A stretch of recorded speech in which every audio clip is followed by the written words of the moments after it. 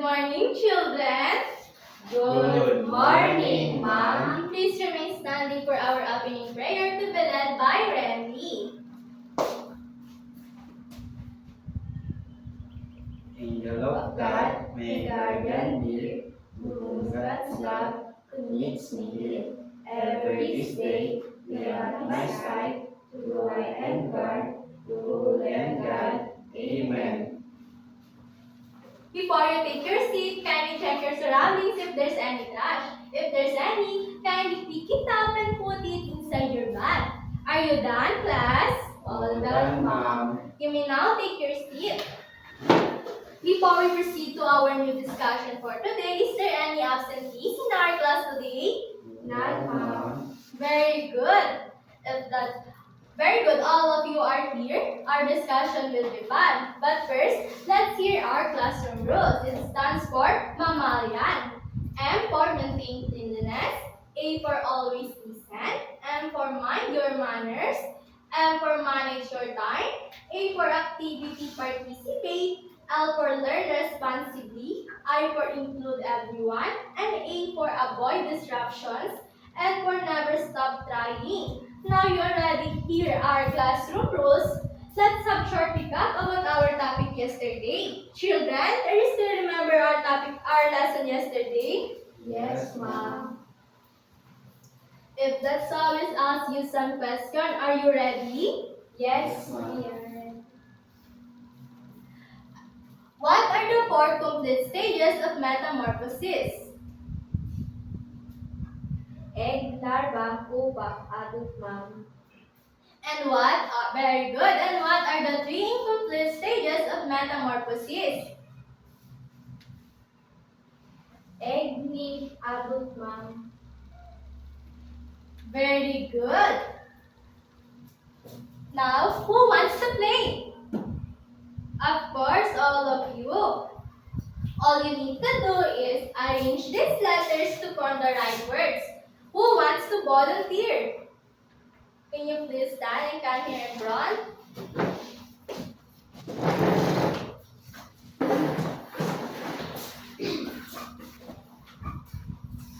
All you need to do is arrange this word or arrange this letter to form the right words. You may now start.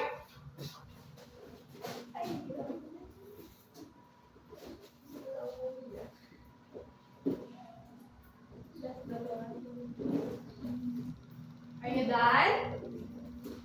You may now take your seat.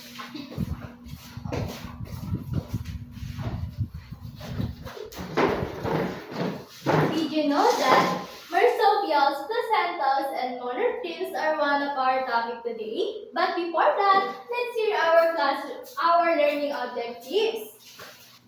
The first one is discuss mammalian reproduction and identify its importance in species survival. The second is describe the reproductive characteristic of monotremes, marsupials, and placentals. And the third one is explain how offsprings develop and receive care in each group. Now you already hear our learning objectives today. Let's discuss mammalian reproduction.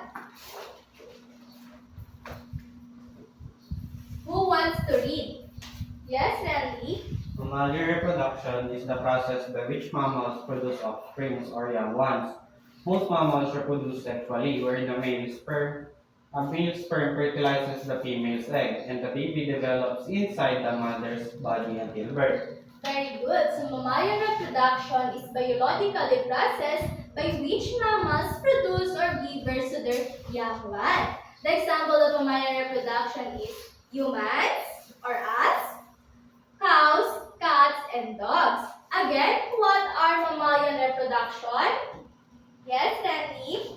Mammalian reproduction is the process by which mammal produce offspring or young ones. Very good. And what the example of mammalian reproduction? Yes, Randy? Humans, cows, cats, and dogs. Very good. Did you know that mammalian reproduction has three branches? And the first branch is called monotremes. Again, what are the first branch of mammalian reproduction? Monotremes. Very good. Monotremes are mammals that lays eggs instead of giving birth to their to their young one.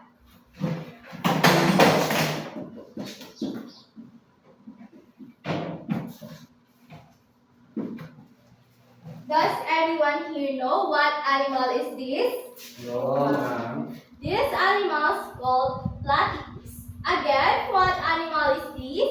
Platypus. Platypus lays eggs instead of giving birth to their young one. And this one, Randy, did you know what animal is this? No, ma'am. This animal is called echidnas. Again, what animal is this? Echidnas. Very good.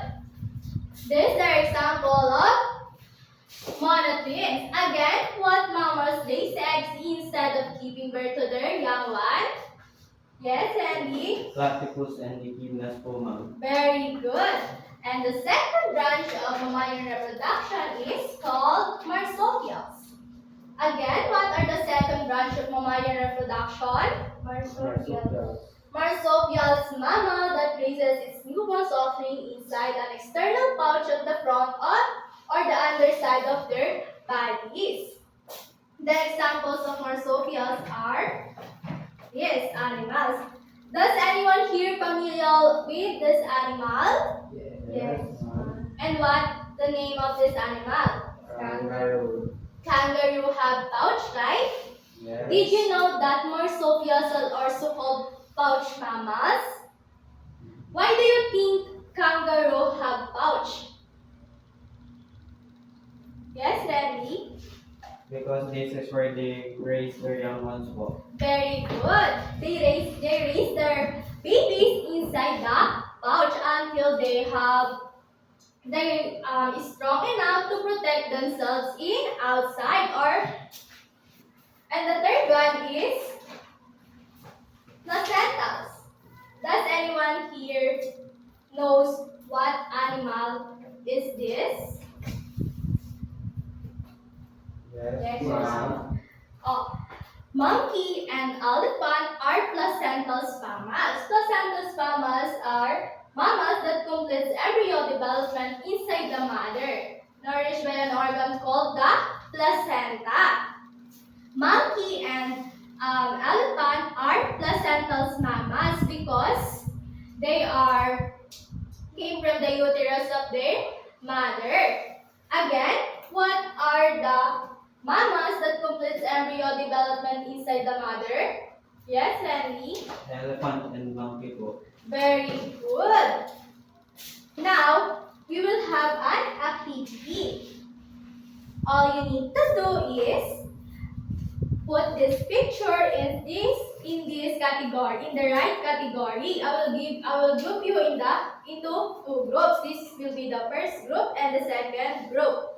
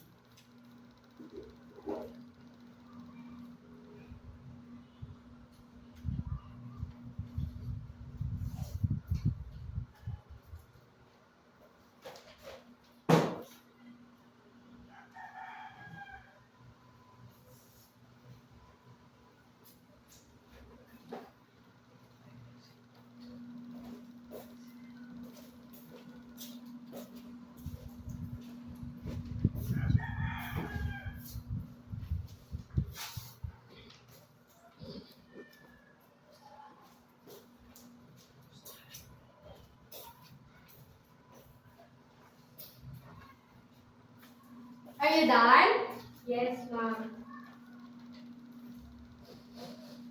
Now, Pick one representative to present your work.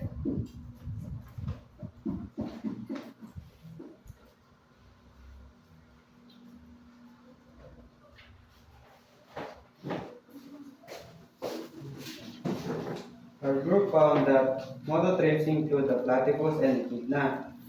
And our group also found that marsupials include the kangaroo and the koala. And the placentals include the elephant and the monkey too. Very good. It sounds like you are ready to have a quiz. Please bring out your pen. You will have a short quiz.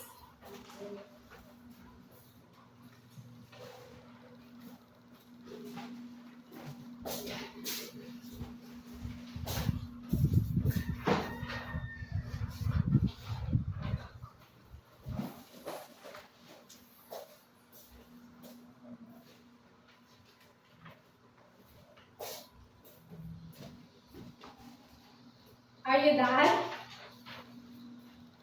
Are you done, children? Yes, ma'am. Please pass your paper.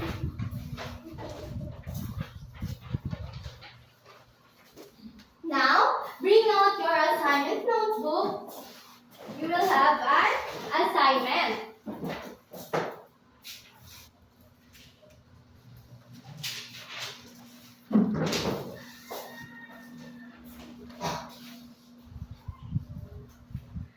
Are you done, children? Yes, ma'am. Please stand up. Goodbye, children. Goodbye, ma'am. Pasko na lang. Nagiging number 24.